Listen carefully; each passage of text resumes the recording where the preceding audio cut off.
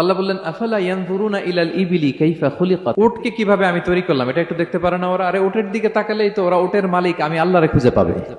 উটের কথা আল্লাহ কেন বললেন? উট হচ্ছে এমন আজীব একটা প্রাণী যেটা প্রাণী বিজ্ঞানীদেরকে হয়রান করে দিয়েছে। আল্লাহু আকবার, আপনি অবাক হবেন উটের যে ফিচার আল্লাহ তাআলা দিয়েছেন। প্রাপ্তবয়স্ক একটা উট একসাথে 200 লিটার পানি খেয়ে ফেলতে পারে, এবং উটের পেটের ভিতরে একটা স্পেশাল ওয়াটার চেম্বার আছে, ওই চেম্বারে রেখে দেয়, যখন লাগবে ওইখান থেকে নিয়ে নিয়ে বেঁচে থাকে। 1 মাস না খেয়ে বেঁচে থাকে কি করে? উটের পিঠে দেখবেন একটা কুজ আছে, এই পুরো কুজটা হচ্ছে চর্বির আধার। ওটের যখন খাবার থাকে না মরুভূমিতে, মাসের পর মাস যখন চলে, ওই চর্বি থেকে এনার্জি নিয়ে সে মরুভূমিতে চলে, সে না খেয়েও বাঁচতে পারে। আমাদের চোখের মধ্যে যেমনি একটা পাপড়ি, এরকম এক পাপড়ি দিয়ে উটকে আল্লাহ বানায় নাই, ডবল লেয়ারের পাপড়ি দিয়েছে। কারণ মরুভূমির মধ্যে চলতে পথে লু হাওয়া থাকবে, মরুভূমির সাইমুম, বালুর ঝড়, এই ঝড় মোকাবেলার জন্য, লু হাওয়া মোকাবেলার জন্য ডবল লেয়ারের চোখের পর্দা। একটা পর্দা ফেলে রাখে আর একটা খুলে সে হাঁটতে থাকে, তার কিছুই হয় না।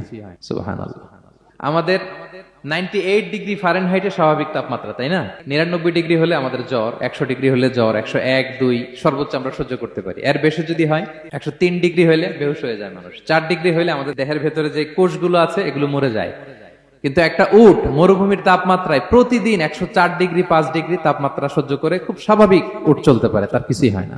এবং মরুভূমির মধ্যে যে ক্যাকটাস আছে, গুলমলতা, বড় বড় কাঁটা জাতীয় গাছ, যেই কাঁটা পৃথিবীর কোনো প্রাণী খেতে পারবে না, কিন্তু একটা উট অনায়াসে খেয়ে ফেলতে পারে। উটের জিহ্বাকে এবং পাকস্থলীকে আল্লাহ এমন স্পেশালি মেড করেছেন, যত কাঁটা দিবেন খেয়ে সাবার, ওর কিছুই হয় না। সুবহানাল্লাহ।